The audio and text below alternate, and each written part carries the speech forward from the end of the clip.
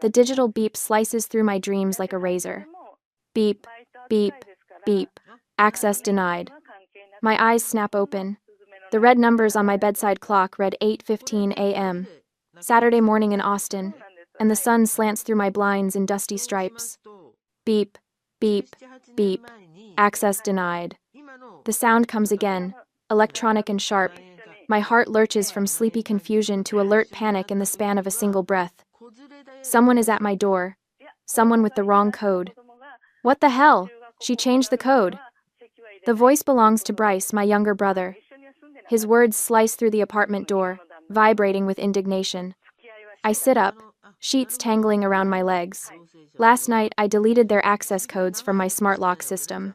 After 8 years of them walking in whenever they pleased, I finally did it. One small act of rebellion.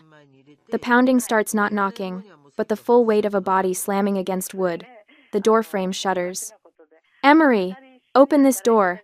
This is your brother's house. My mother's voice, shrill and commanding. Open up, Emery, or I'm breaking it down. Bryce again, his voice rough with effort. My hands shake as I reach for my phone on the nightstand. Without thinking, I press record on the video camera. Evidence. Protection. Something cold and certain settles in my stomach as I slide out of bed. The hardwood floor feels solid beneath my bare feet as I cross to the door. My heart thunders in my chest, but I force my breathing to slow.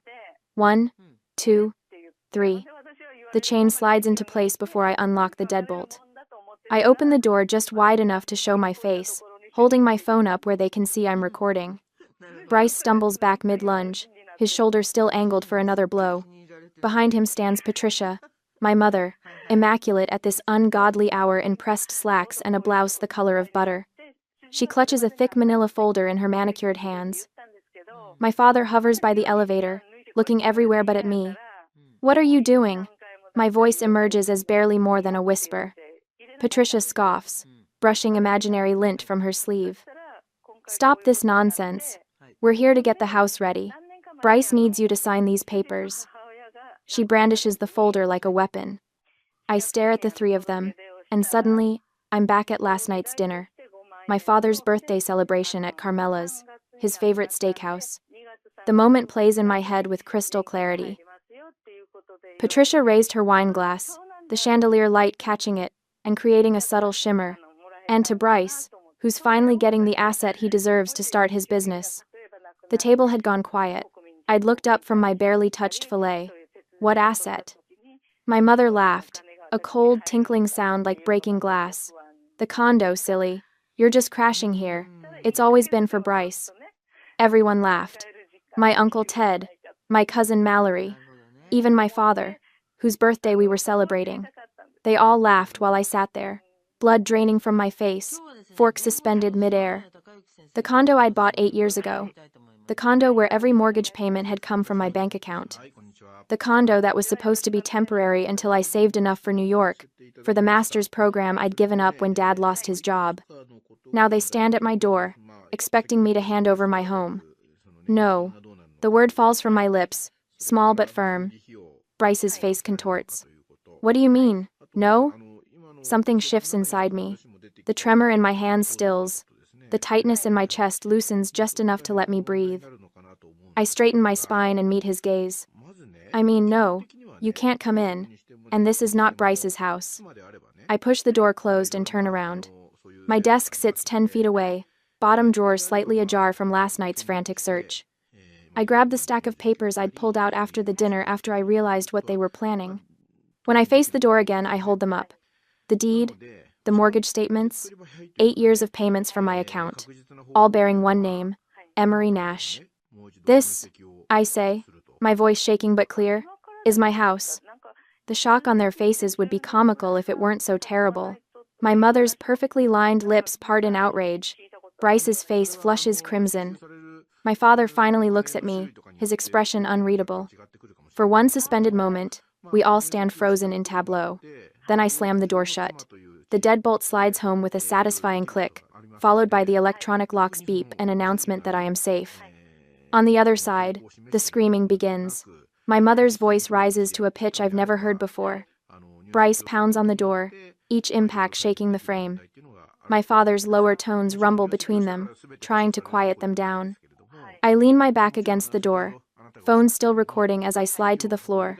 My legs won't hold me anymore. The papers scatter around me like fallen leaves. Outside, my family continues their assault, but in here in my home, I'm finally standing my ground. I slide to the floor, back pressed against the door, legs splayed awkwardly across the hardwood. The screaming continues outside, my mother's voice, reaching that particular pitch she saves for when she's not getting her way. My phone still records, capturing the muffled chaos, but my fingers have gone numb. I can't feel them anymore. The first sob catches me by surprise.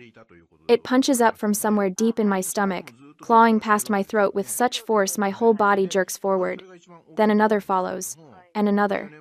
Soon I'm gasping, struggling to pull air into lungs that feel too small, too tight. Have you ever had that moment? When someone you trusted since birth, someone whose voice taught you words, whose hands steadied your first steps, reveals they've been plotting against you all along? I curl forward, forehead pressed against my knees, and let 8 years of sacrifice pour out of me. 8 years of mortgage payments. 8 years of staying in Austin instead of pursuing my master's in New York. 8 years of believing I wasn't good enough yet, that I needed to save more, prepare more, be more. All while they planned to take the one thing I'd managed to build. An hour passes before the hall goes quiet. My legs cramp as I push myself up, wiping tear-streaked mascara from my cheeks. Coffee. I need coffee. The mundane act of measuring grounds and pouring water gives my hands something to do besides shake. My phone buzzes on the counter. An email notification. First National Bank. Subject line. Re. Your HELOC application. Appraisal confirmation. The mug slips from my hand, clattering against the countertop but miraculously not breaking. I grab my phone, scanning the message with growing horror. Dear Miss Nash, this email is to confirm your appointment with our appraiser, Mr. Fields, for this coming Monday at 10 a.m. HELOC, home equity line of credit. A loan against my house. A loan I never applied for. My stomach drops through the floor. With clumsy fingers, I navigate to my credit monitoring app, the one I'd signed up for after college when my student loans kicked in. I scroll through recent activity, heart pounding in my ears. There it is, a hard inquiry from First National Bank, dated 1 week ago. The coffee machine beeps, but I don't move. My mind races, piecing things together with sickening clarity. They hadn't just claimed my condo was for Bryce at dinner. They'd already acted on it. They'd used my social security number, my date of birth, my personal information. The manila folder Patricia was clutching, it wasn't an application. It was the final paperwork they needed me to sign. I brace myself against the counter, suddenly dizzy. My mother, the only person who would know my social security number from when she helped me fill out college financial aid forms. Patricia, who still had copies of my birth certificate, just in case. The mastermind behind this whole scheme. And Bryce, the one who stood to gain. The one willing to use his shoulder to break down my door this morning. My tears dry up. The trembling in my hands stops. The crushing weight in my chest transforms into something cold and hard and certain. This wasn't just a family dispute over property. This was identity theft. This was fraud. This was a crime. My phone chimes with a text message. Ethan, my upstairs neighbor. We're not close, just the occasional nod in the elevator or casual chat by the mailboxes. Hey, heard the commotion. Sounded awful. Just letting you know I'm here if you need a witness or anything. I stare at his message, oddly touched by this small act of normal human decency. How sad that it stands out so starkly against my family's behavior. Thank you, Ethan. I might. Comma. I set down the phone and open my laptop. The bank's website loads, and I click the link for reporting fraud. The customer service number appears on screen, and I punch it into my phone with steady fingers. Fraud department. This is Karen speaking. How may I help you? My name is Emery Nash. My voice sounds strange to my own ears.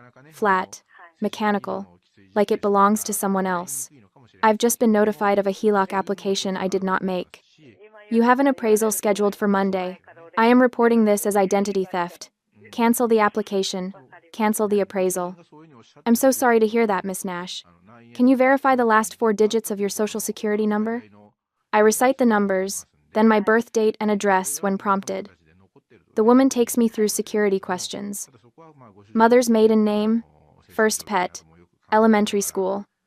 The very information Patricia had used against me. I see the application here, Miss Nash. You're saying you did not authorize this? I did not. And you believe you know who may have applied using your information? I hesitate for just a heartbeat. Yes. May I ask who? My mother, Patricia Nash. The words hang in the air between us. I've done it. I've reported my own mother to a federal bank for identity theft. There is no going back. I understand, Miss Nash. This must be very difficult. Karen's voice softens. I've flagged this application as fraudulent. The appraisal will be canceled immediately. Would you like me to place a freeze on your credit report as well? Yes, please. And will you be filing a police report? We recommend doing so in cases of identity theft, even when family is involved. My chest tightens. A police report would make this real in a way I'm not ready to face. Not yet. I'll consider it. I understand. Just know that the application has been stopped. No one will access your home equity without your consent. I thank her and hang up, sinking onto one of the bar stools at my kitchen counter. The sunlight streams through my blinds, creating long stripes across the floor just like it did this morning when the pounding at my door began. Was it only hours ago? It feels like years. My home remains mine. My family has been stopped for now, but as I stare at my phone, I know with absolute certainty, this is just the beginning. The bank calls on Saturday afternoon. Miss Nash, this is Amanda Heller from First National's Fraud Department. We've processed your report and frozen the HELOC application immediately. I thank her, my voice hollow. The weight of what I've done reporting my own mother for identity theft settles in my chest like concrete. We're required to notify the applicant, she continues. The contact number provided was for Patricia Nash. Is that correct? My stomach knots. Yes, that's my mother. A pause. I understand. Given the situation, would you like us to note a potential harassment concern on your file? I hadn't thought that far ahead. Yes, I whisper. Please do. After hanging up, I sit motionless at my kitchen counter, waiting for the explosion. My phone remains mercifully silent all afternoon. By evening, I've convinced myself they've finally accepted defeat. I'm wrong. Sunday dawns with a pounding at my door, so violent it rattles the framed photographs on my hallway wall. The sound jolts me from sleep, adrenaline flooding my system. Emery! Patricia's voice pierces through the wood. Not the controlled, butter-smooth tone she uses in public, but something sharp-edged and desperate. Emery, open this door right now. I pull on my robe and approach cautiously, keeping the chain latched as I crack the door. Patricia stands alone, her blonde hair perfect despite the early hour. She clutches a leather portfolio to her chest, knuckles white. The appraiser is coming tomorrow morning, she says, words rushing out. Bryce needs you to sign these papers right now. Her lie lands between us. She doesn't know I've already canceled the appraisal. There is no appraisal, Mom. My voice emerges calmer than I expect. I canceled it when I reported your fraud. The color drains from her face. For 3 heartbeats, the hallway falls silent enough to hear the hum of the elevator down the corridor. Then her features contort. You did what? The shriek rips from her throat. Do you have any idea what you've done? You've destroyed everything. An elderly couple walking to the elevator quickens their pace, exchanging uncomfortable glances. Mrs. Delgado can hear you, I say quietly, nodding toward my neighbor's door. I don't care who hears me. Patricia slams her palm against the doorframe. This is unbelievable. You're a woman, Emery. You'll get married and move away eventually. Stop being selfish and holding on to something your brother needs to build his career. The words should hurt. They've always hurt before. But something has shifted inside me, like a lock finally clicking into place. You taught me that family only matters when they need something from you. I tell her through the narrow opening. Lesson learned, Mom. Thanks. I close the door as she launches into another tirade. Her voice follows me as I walk to the kitchen, but it feels distant now, like background noise from someone else's apartment. My phone buzzes with a notification an hour later. Bryce has posted on Facebook, betrayed by my own flesh and blood. Some people would rather see their family fail than do the right thing. 6 likes, 3 sympathetic comments. I take a screenshot, saving it to a folder I've created labeled Evidence. Monday morning arrives with a fresh assault. My phone pings with a Google Business Review alert. Someone named Jay Thompson has left my interior design company a 1-star review. Unreliable designer, deceitful, mentally unstable. 5 minutes later, another appears on Yelp under a different name but with identical wording. I recognize Patricia's favorite phrases immediately. My hand doesn't shake as I take screenshots of both. Instead of panic, a cold clarity fills my chest. They're escalating, moving from emotional manipulation to attacking my livelihood. The phone rings. It's Aunt Marlene, my father's sister. The only person who ever stood up to Patricia at family gatherings. Emery, I just saw Bryce's Facebook post. What on earth is going on? I explain everything. The dinner, the locked door, the fraudulent loan application. My voice remains steady until I mention the fake reviews targeting my business. Those absolute vultures. Marlene hisses. Honey, this isn't a family squabble anymore. This is criminal. I know, I say. Aunt Marlene, I'm sending you an email right now. I just want someone else to have copies of everything. Send it all, she says firmly. Every last bit. Your mother has always been. Well, I won't say it, but using your social security number? That's not a family issue, Emery. That's a felony. After we hang up, I compile the evidence, the mortgage statements, the loan notification, the screenshots of reviews, the video from Saturday morning, and send it all to Marlene. The action feels like building a fortress around myself, brick by digital brick. My phone buzzes with a text from Ethan, my upstairs neighbor. Your mom was back this morning. Just for your information. My security camera caught the audio from the hallway. I text back. Can you save that footage? His reply comes instantly. Already done. Another ally. Another brick in the wall between me and the people who raised me. The week crawls forward. I lose a small client, the Hendersons, who needed help with their guest room. We heard you might be having some personal issues, Mrs. Henderson says awkwardly on the phone. We think we should go in another direction. The 1-star reviews are working.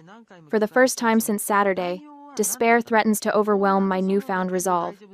I sit on my living room floor, surrounded by fabric samples for a project that might never happen, and allow myself 5 minutes to cry. When the tears stop, my phone buzzes with a text. It's from my father, the first contact since Saturday morning when he stood silently by the elevator, watching Patricia and Bryce attack my door. Family meeting. My house. Tonight. Attendance mandatory. I stare at the message, noting his choice of words. Not our house, but my house. Not we need to talk, but attendance mandatory. Like I'm being summoned to the principal's office. The Douglas Nash I grew up with would never have phrased a message that way. This has Patricia's fingerprints all over it. I don't respond. Instead, I pick up my keys and head to the office supply store. If they want a meeting, I'll give them one, but on my terms, with my evidence and my voice. They think they know me, quiet Emery, who gave up her dreams, who never fights back, who always puts family first. They have no idea who I've become since I changed the door code. As I drive, I rehearse what I'll say, what I'll show them, how I'll stand my ground. Tonight isn't about negotiation. It's about drawing a line that can never be crossed again. For the first time in my life, I'm ready for the fight they've started. The Office Depot sign flickers overhead, bathing me in harsh fluorescent light as I stand before the printing counter. The clerk slides 3 black binders across the laminate surface. You want these spiral-bound or 3-ring? He asks. 3-ring, I answer, my voice steadier than I expected. I need to be able to add pages if necessary. The truth is, I hope I won't need to. The evidence I've assembled should be enough. 8 years of mortgage statements, the property deed with my signature alone, the fraudulent HELOC email, my credit report showing the hard inquiry I never authorized, screenshots of Bryce's Facebook rant and the 1-star reviews destroying my business reputation, all meticulously organized, just like I organize every client project. As I drive to my parents' house, the binders sit on my passenger seat like silent witnesses. Each one weighs exactly 2 pounds, 4 ounces. I know because I weighed them on the postal scale at Office Depot. 2 pounds, 4 ounces of truth. The autumn sun dips low on the horizon as I park in front of the brick colonial where I grew up. The house looks smaller somehow, less imposing than it did when I was a child. My hands grip the steering wheel until my knuckles turn white. I force my fingers to unclench. You're not the same person who sat silent at that dinner table, I whisper to myself. Not anymore. I gather the binders and walk up the familiar cracked concrete path to the front door. Inside, I can see them through the window. Patricia, Douglas, and Bryce, seated around the dining room table, like a tribunal awaiting a defendant. The oak table gleams under the chandelier light, polished to a high shine. My mother always polishes the furniture before ambushes. I don't knock. I still have a key. 8 years of having it, and today might be the last time I use it. They look up in unison as I enter. My father sits at the head of the table, his reading glasses perched on his nose, hands folded before him like a judge. Patricia sits to his right, her posture perfect, butter-yellow cardigan buttoned to her throat despite the warm evening. Bryce slouches to Dad's left, his eyes darting between his phone and my face.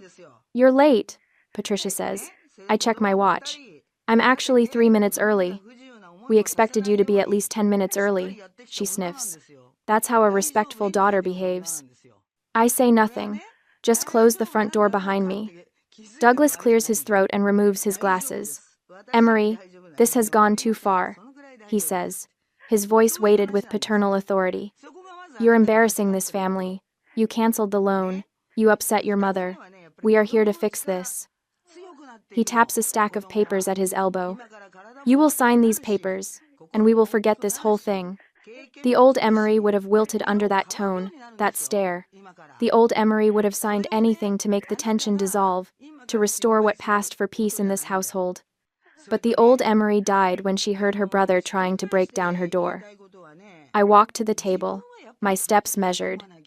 No rushing, no apologizing. I place a binder in front of each of them. Black, professional, identical except for the names printed on the spines. What is this? Douglas asks, annoyance creeping into his tone. It's my answer, I say. Patricia flips hers open first, manicured fingers spreading the cover wide. Her eyes fall on the HELOC email I'd placed on the first page, the bank's letterhead crisp and damning at the top. Her face flushes red, then drains to chalk white. She snaps the binder shut. You wouldn't dare, she hisses, voice low and dangerous.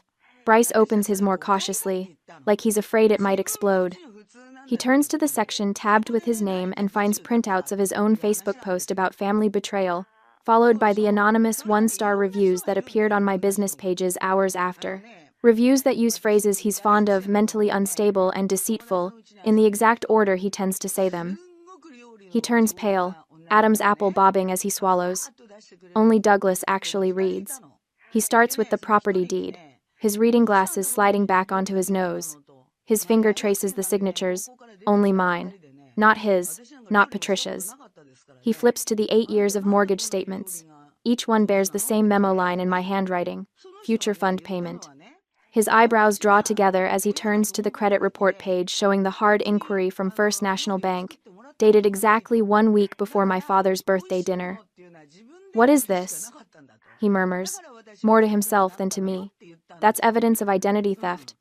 I say, my voice calm despite the thunder of my heartbeat. Someone used my social security number to apply for a home equity line of credit on my property without my knowledge or consent. Douglas looks up sharply. But who would? He stops. His eyes slide to Patricia. Understanding dawns across his face like a sunrise, but there's nothing warm in it. Just cold, clear light, revealing things he hadn't wanted to see. Patricia, he whispers, looking up at my mother with newfound horror. You used her social security number? The room stills. A car passes outside, its headlights sweeping across the living room wall like a searchlight. My mother doesn't apologize. She doesn't explain.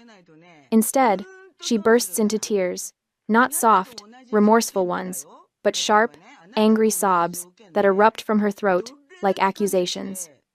He's your son, she shrieks, pointing at Bryce.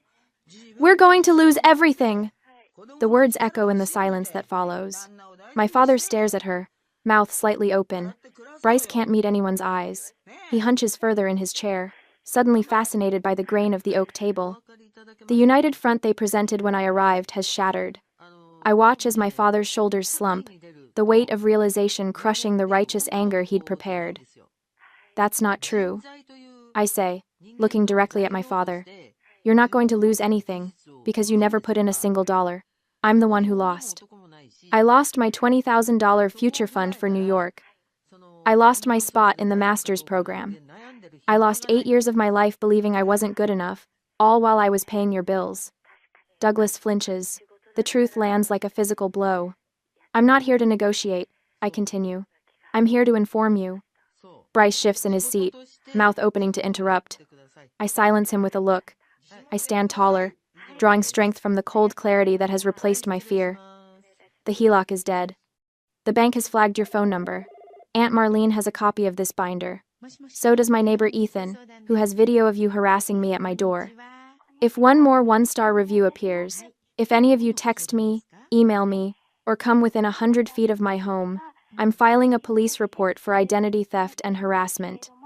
Patricia's face contorts. You ungrateful little... My mother's mascara runs in black rivulets down her cheeks. My brother's knuckles turn white as he grips the edge of the table. My father just looks lost. A man waking up to find the script he'd been reading from was written by someone else. Patricia looks to Douglas, expecting him to take control as he always has, to bring me back in line. But my father just stares at the binder, at the evidence of what they've done. We're done, I say. I don't wait for a response. I turn and walk to the door, my back straight, my steps unhurried. Behind me, I hear my mother's voice, high and desperate. Douglas, tell her she has to. My father says nothing. The door closes behind me with a soft click, far gentler than the slam I'd imagined in all my rehearsals. Outside, the evening air smells of cut grass and distant rain. I breathe it in deeply, filling my lungs, and for the first time in 8 years, the tightness in my chest begins to ease. I leave the binders the proof of their betrayal on the table and drive away from the smoking ruins of their plan. I don't look back.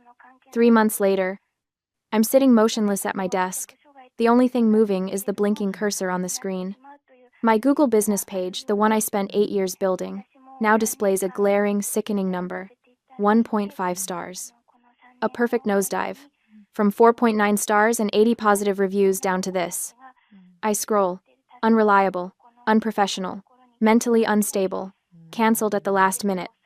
Every comment, whether anonymous or from a fake name, echoes my mother's tone and Bryce's spite. They were carefully crafted, not like amateur complaints, but like a deliberate takedown campaign. I fought them. God, how I fought. I sent Google and Yelp copies of the bank report, the video from my phone, even screenshots of Bryce's texts. I wrote professional explanations. This is part of a personal smear campaign. The only response I got was a soulless, automated email. We have reviewed your complaint and found these reviews do not violate our community policy. My phone rings on the desk, the sound making me jump. I've learned to hate that sound. I glance at it. Martin Lowell, Austin Modern. My heart sinks. This is it, the final blow. Martin is my biggest client. I take a breath, trying to keep my voice steady. This is Emery. Emery? Hi. Martin Lowell. His voice is too kind. That's always a bad sign. Listen, I'll be direct. We're going to have to pause the design contract for the South Congress project. I close my eyes. I understand, I say, the words feeling like ash. He sighs. It's not me, Emery. Your work is excellent. But the board, they saw the reviews. They see words like unstable, and they think lawsuit. Our investors are nervous. I understand. I repeat. What else can I say? That my mother did it. It sounds crazier than the reviews. I'm really sorry, Emery. Thanks for calling me, Martin. I hang up. The condo is silent. That's the third contract canceled this month. The one that was keeping my lights on. My mind drifts across town. I know what I'd find if I drove past the storefront Bryce had leased. A big, red, for lease sign hanging in the window. The grand opening banner he'd boasted about never having made it past the planning stage. His company, the one entirely dependent on that fraudulent loan, had collapsed before it even began. I'd called the bank. I'd canceled the appraisal. I'd reported the identity theft. I had won. But it's a small, hollow comfort, considering my career might soon follow his. I close my laptop. I walk to the window, looking out at the glittering Austin skyline. 8 years. I gave up New York for this view. I fought my own family to keep it. And now I have it, but I'm losing the career that pays for it. Sometimes winning feels an awful lot like losing. A hot tear of anger, not sadness, but pure, raw injustice slides down my cheek. I wipe it away, not gently, but angrily. No. I say the word out loud in the empty room. No, she doesn't win. He doesn't win. I look at my hands, the hands that sketched hundreds of designs, the hands that chose every fabric, every piece of stone. They're still here. They're still capable. I built this business from scratch, with nothing but talent, $20,000, and blind determination. I've lost my reputation, but the talent is still here. I can rebuild it. One client at a time, if I have to. I walk back to my desk and open my laptop again. I ignore the Google business page. I open my design software. I open the project file I'd been working on tirelessly for weeks, my submission for the city's Young Entrepreneur Program. The reviews could hurt me, but they couldn't stop my work. At least this time, I'm standing on ground that's truly mine. 5 months since I firmly claimed this house as my own. Sunshine streams through freshly washed windows, painting golden rectangles across my living room floor. The space breathes differently now. Potted herbs line the kitchen windowsill. Basil, mint, and rosemary, releasing their fragrance when my fingers brush against them. The snake plant beside my drafting table has sprouted 3 new shoots since January. Green things growing, small promises kept. My phone pings. An email from the City of Austin's Young Entrepreneur Program, the one I applied for in February when business was still a skeletal version of itself. Congratulations, Miss Nash. We are pleased to inform you that your application has been accepted. I read it twice, then a third time, just to make sure the words don't rearrange themselves. My hands tremble slightly as I scroll down to find another paragraph inviting me to speak at their spring conference, a SXSW Small Business Track panel. The road back wasn't quick or easy. After the 3-month smear campaign, I lost nearly half my clients. Each morning I'd wake up to check my business page, 1.5 stars glaring back at me like an accusation. But I refused to lie down and die. My business is under a personal smear campaign. I told every potential client who contacted me, laying the truth bare like tiles on a floor. Please judge me on my work. Some walked away. The ones who stayed, they saw my portfolio and decided it spoke louder than anonymous internet vitriol. I grab my coffee and step onto my small balcony. The April air carries the scent of someone's barbecue and freshly cut grass.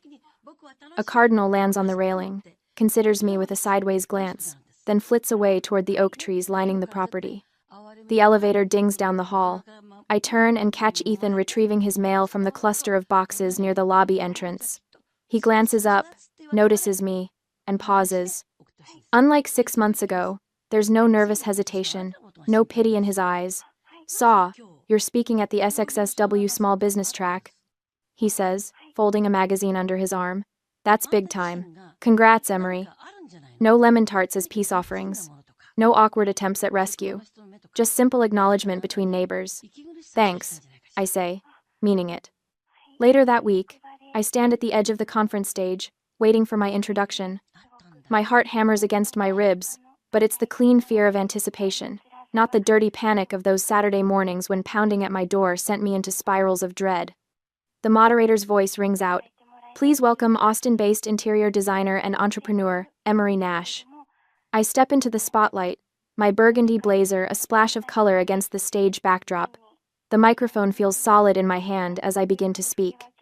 The woman at this podium bears little resemblance to the silent girl who once sat at birthday dinners, fork suspended, while everyone laughed at her expense.